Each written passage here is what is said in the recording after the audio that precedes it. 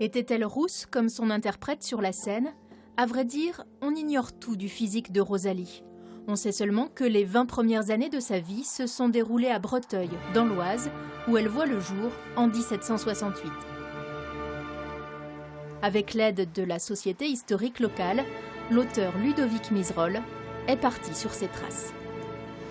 Vraiment, c'est compliqué. En plus, il n'y a pas de numéro. En fait, tout ce qui est ancienne nomenclature. À l'époque, il n'y avait pas.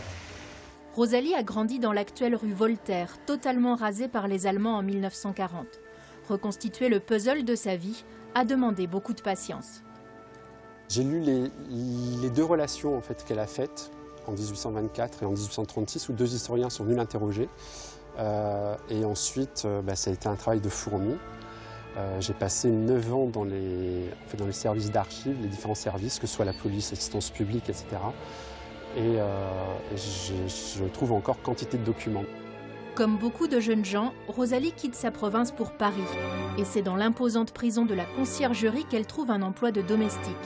Cette cour, cette chapelle et ces cellules, Rosalie les a parcourues pendant 6 ans, notamment entre août et octobre 1793, au service de Marie-Antoinette, souveraine déchue. Au fur et à mesure, il va y avoir une relation, je ne vais pas dire amicale, mais de connivence qui va se lier entre les deux femmes. Rosalie qui va prolonger son ménage en fait, le soir pour que Marie-Antoinette puisse bénéficier plus longtemps de la lumière. Elle lui apporte de temps en temps un bouquet de fleurs. Quand elle va faire les commissions sur les quais, elle s'arrange à choisir en fait, les plus beaux fruits. De cette histoire, Isabelle Toris Dutillier a tiré une pièce. La dernière étreinte se joue au théâtre Desjazets à Paris. La jeune comédienne Maddy Dubois incarne Rosalie, un peu d'humanité dans cette prison.